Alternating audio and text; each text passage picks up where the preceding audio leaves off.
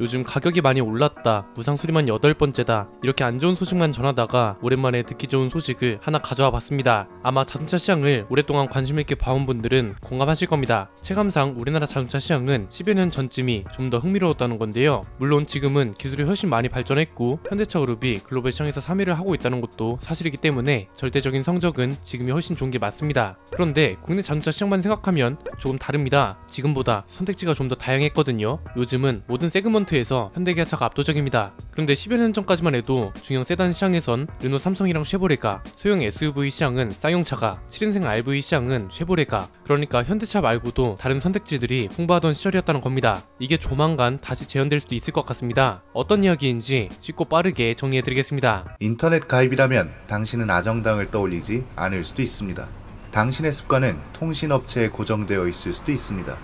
모르면 놓치는 당연한 권리, 인터넷 정수기만 사용해도 받을 수 있는 지원금 77만원, 인터넷 가입은 아정당입니다. 이제는 좀 감탄스럽게까지 합니다. 지금까지 시장 변화나 요구 목소리에 이렇게 관심을 기울이던 자동차 회사가 있었나 싶습니다. 자동차 회사를 운영해보지 않은 그룹사이기 때문에 이런 움직임이 가능한 거라는 생각까지 듭니다. KG그룹인데요. 사실 쌍용차 이야기는 모빌리티 쇼 때까지 잠깐 쉬려했습니다. 그런데 너무 좋은 소식이 하나 나와서 이건 지나칠 수가 없겠더라고요. 쌍용차의 장기적인 계획을 이야기했던 영상 기억하시나요? 신차 전략은 기본 베이스일 뿐이었습니다. 토리스 이후로 출시되는 KR10이나 미니밴, 그리고 장기적으로는 1톤 화물차까지 신차 효과를 끊임없이 이어가야 하는 건 너무 당연한 이야기입니다. 여기서 좀 더 나아가서 자동차 외에 돈이 되는 상품이 필요하다고 말씀드렸죠. 가장 대표적인 게 금융 상품이었습니다. 우리가 흔히 아는 파이낸셜 프로그램, 여기서 제공하는 할부나 리스 프로그램을 말하는 겁니다. 보통 수입차에서 많이 쓰는 전략인데 쌍용차도 이 시장에 진출한다고 합니다. 이상과 현실 사이에서 가장 좋은 방향을 제시했는데 이게 불과 몇 개월 만에 현실로 이뤄지고 있고,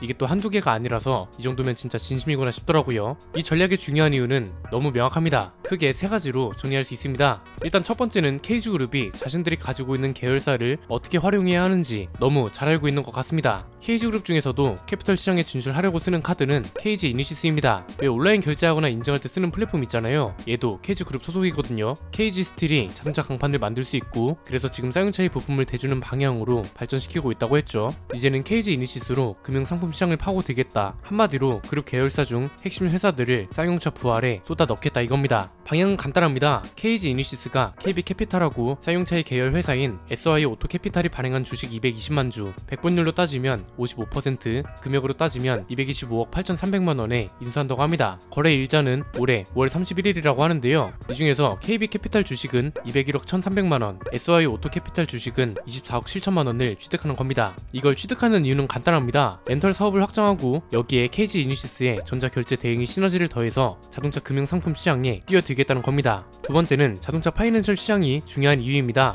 현실적으로 봤을 때 자동차 판매만으로는 쌍용차가 성장하기 힘듭니다. 더 정확하게 말하면 회복도 어렵습니다. 신차 판매만으로는 한계가 분명하고 이건 제조업의 한계이기도 합니다. 일단 신차 개발을 위한 자금이 넉넉하지 않은 상황이기 때문에 신차 출시 주기도 당연히 부담될 거고요. 그렇다고 가격을 마냥 올릴 수도 없는 상황이기 때문에 자동차 판매만으로 영업이익을 끌어올리기가 굉장히 어렵습니다. 현실적으로 굉장히 가혹한 환경과 조건에 놓여 있다는 거죠. 신차를 빨리 내놔야 하는 상황인데 그렇다고 빨리 내놓을 수도 없는 상황이고, 가격을 올렸다간 시장에서 완전 끝날 수도 있는 진퇴양난의 상황이라는 겁니다. 이걸 돌파할 수 있는 방법이 금융 상품을 잘 설계해서 이걸 영업이익에 반영할 수 있으면 된다고 제안했던 건데요. 실제로 파이낸셜 프로그램 영업이익이 자동차 판매하고는 비교가 안 될 정도로 많은 게 사실입니다. BM 파이낸셜의 최근 실적 추이를 보면 매출은 계속 7천억대에서 왔다 갔다 했잖아요. 그런데 영업이익은 106억이었던 게 이제는 1200억을 넘길 정도입니다. 매출 대비 영업이익이 제조업에서는 절대 있을 수 없는 수준이란 거죠. BM뿐만 아니라 폭스바겐, 벤츠, 포르쉐 이런 수입차 브랜드들은 죄다 캐피털사 영업이익이 매출 대비 굉장히 우수합니다. 실제로 비교를 해보면 답이 금방 나옵니다. BM이 파이낸셜로만 한 해에 1200억이라는 영업이익을 냈잖아요. 그런데 자동차 판매가 중심인 BMW 코리아는 같은 기간 영업이익으로 1000억을 못 넘겼습니다. 매출액이 4조 7천억에 가까운 걸 감안하면 영업이익이 굉장히 적은 거죠. 영업이익률로 보면 체감이 더 쉽습니다. 테슬라가 자동차 제조 쪽에서는 영업이익이 굉장히 우수한 브랜드로 알려져 있잖아요. 기가프레스라는 효율 넘치는 제조 방식에 로봇 공정에 시가처럼 마음대로 책정하는 가격, 이렇게 세 박자가 맞아 떨어지면서 영업이익률 17%를 기록했습니다. 다른 제조사랑 비교하면 토요타의 2.5배, 현대차의 2.4배에 달하는 겁니다. 그런데 파이낸셜 영업이익률은 이거보다 더 더합니다. 벤츠 파이낸셜 코리아는 영업이익률이 무려 42.6%에 달했고요. BM 파이낸셜 코리아는 13%, 폭스바겐 파이낸셜 코리아도 4.8%에 달했습니다. 제조업만으로는 달성하기 힘든 걸 파이낸셜 프로그램은 아주 손쉽게 넘어서고 있다는 거죠. 그리고 이건 판매량 마케팅으로도 연결시킬 수 있습니다. 파이낸셜 프로그램은 뭔가요? 렌트나 리스 이용을 제공하는 수단이라고 보면 되죠. 렌트나 리스가 수입차에서 유독 활성화되고 있는 이유가 진입 장벽을 낮추기 때문이라고 볼 수 있거든요.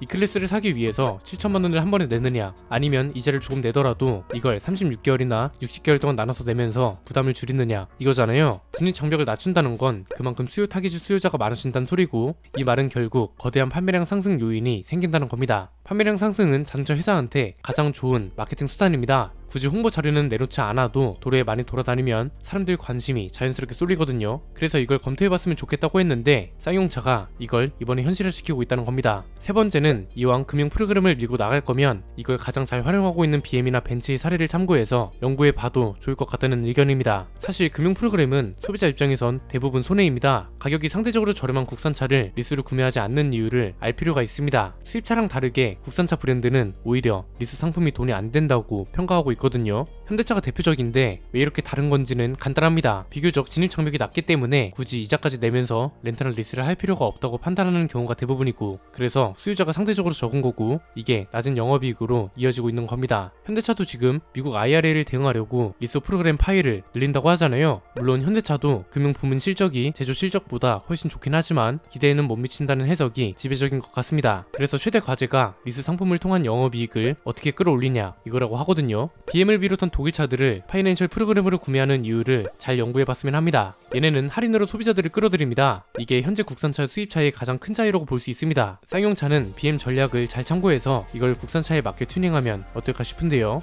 BM 파이낸셜 프로그램이랑 프로모션의 연결고리는 아주 명확합니다. BM은 보통 출시 초기 차량은 할인을 거의 안 해주는 대신에 넣을 수 있는 옵션은 죄다 때려 넣거든요. 그리고 나중에 옵션을 하나씩 빼거나 수정해서 할인 금액을 높입니다. 그래서 런치 에디션이라는 게 존재하는 겁니다. 예를 들면 이번 신형 C 시리즈도 초기형 모델에는 스피커 38개를 넣어주고 투톤 모델도 있거든요. 그런데 지금은 740i를 사면 스피커가 18개로 줄어들고 재고가 남아있지 않는 이상 투톤 모델도 구매할 수 없습니다. 대신 스피커를 18개로 줄이더라도 하만 카돈을 넣어줘서 할인만 해주면 충분히 납득 가능한 수준으로 옵션을 조절하기 때문에 소비자들 사이에서 크게 논란이 안 되는 겁니다. 이런 전략을 어떻게 국산화할지 고민해보면 쌍용차의 금융 프로그램도 수요를 충분히 끌어올릴 수 있을 겁니다. 옵션 장난이라는 말을 듣지 않는 선에서 국산차 최초로 파격적인 프로모션 제도를 도입하는 것도 방법이라고 봅니다. 소비자 입장에서 이자를 내는 대신에 할인이란 매력을 더 크게 느낄 수 있도록 해야 관심을 가지는 건 당연한 거고요. 이건 현대차도 아직 안 하고 있는 거라서 쌍용차가 날리는 일종의 경고라고도 볼 수 있습니다. 이것만 잘 되면 판매량이 급증하는 건 시간 문제이기도 하고 KG 이니시스를 필두로 나선다는 것이 이 시장에서 진심이라는 말이기도 하기 때문에 앞으로 프로그램이 어떻게 구성돼서 나올지 기대되네요.